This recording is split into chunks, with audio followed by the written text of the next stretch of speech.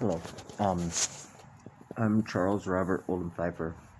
Um, a few years ago, my friend told me to put in some headphones that weren't plugged into anything. He's all, here, try these on.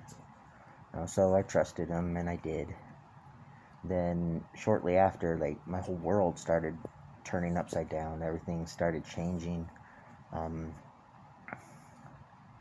I started hearing these fucking conversations, and they were obviously to me, but they were using vocabulary and words I never used.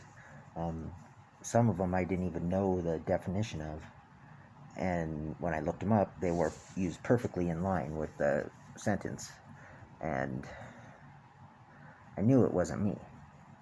You know, I could tell it was an outside intelligence. Um,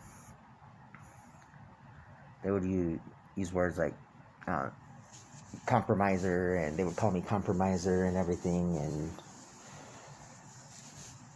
I believe it was my ex-fiance's family because we had a rocky relationship and we both were unfaithful to each other and whatnot.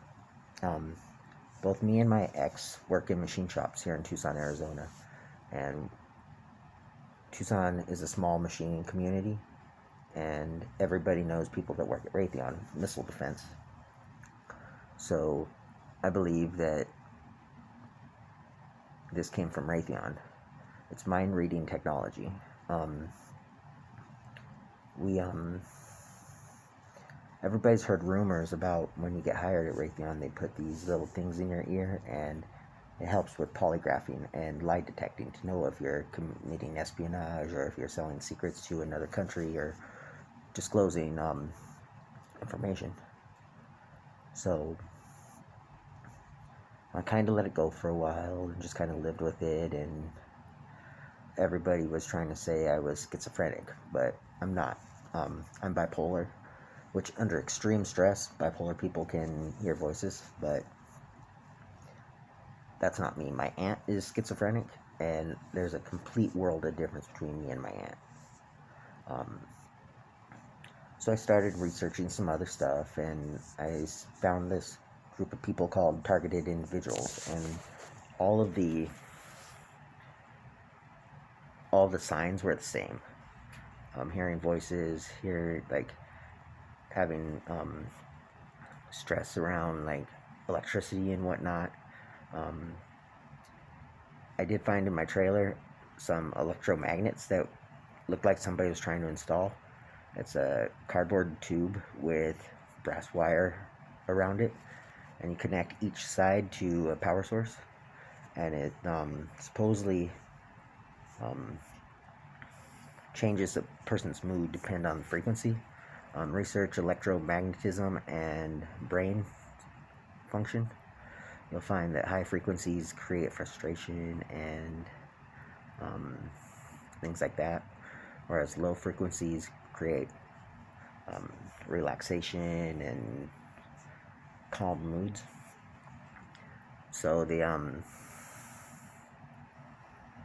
so there's that, and then I also started researching mind reading technology, and I came across the fMRI machine, functional magnetic resonance imager, um, and Stanford developed it in 2011, and it reads a mind. There's algorithms that it picks up the electromagnetic signal sent by the brain, the pulse, whenever somebody thinks of something, or somebody sees something, or somebody moves. So the machine has algorithms that can translate the pulse, and it can tell what you're thinking. They use it right now in coma patients. So if somebody's in a coma and they don't have a living will, they can tell if they want to have compassionate death or just be in a vegetative state.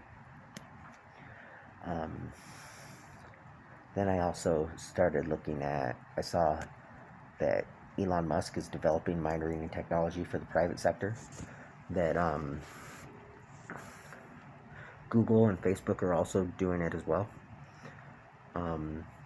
So if the medical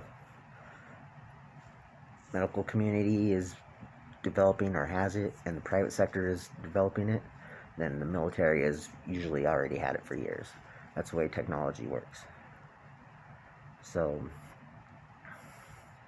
then I started Googling Raytheon with mind reading technology, and I found the exoskeleton.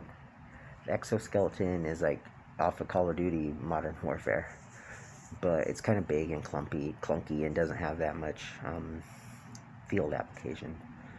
But the thing is, it's controlled by the brain. So there's a chip they put in the brain or something like that, and it's controlled by the brain, just like a prosthetic, or somebody who loses their arm. They have there's a little chip they put in the brain, and it can help move the arm and fingers and stuff. So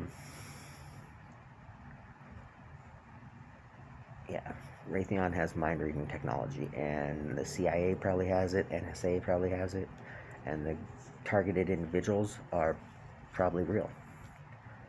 They are real. I feel I'm one, and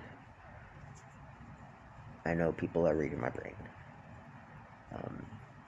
What happened was it got stolen by people that shouldn't have had it. I believe they're getting drunk all the time and just basically being stupid with it. And that's how I was able to tell it was a group of people that are in outside intelligence, and not just the government trying to torture me or whatnot. These people are constantly talking to me. They're waking me up. They're sending this hum through, broadcasting a hum. It's either ultra high frequency or ultra low frequency broadcast, like AM, FM radio or whatnot. There's some other things there too that I'm not going to disclose publicly, because I think they're very important. But it's all very important. But there's other things that shouldn't be talked about.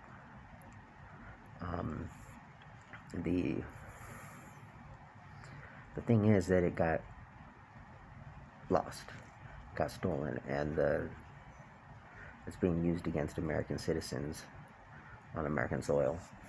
If we're going to use it against terrorists or foreign diplomats or whatnot, that's one thing, but it's being used to spy on Americans. If we use our daughters could be spied on in the changing room. We could be spied on when we're having intercourse with our spouse. Our bank accounts could be spied on, so they know our PINs, our account numbers. They can know everything. And if it gets into the wrong hands, it's catastrophe. I've lost everything since these people started torturing me and reading my mind. Everything. They're trying to make me sound like I'm schizophrenic. I've had to go to the Crisis Recovery Center a few times. I got arrested a couple times, and I haven't been arrested since like 2008. And all of a sudden, I had a couple of arrests that were all related to this technology. It's been disastrous for me. So anyway, yeah, I'm Charles Robert Oldham Pfeiffer, and please Google these topics I've mentioned, and please take it seriously. It could happen to you.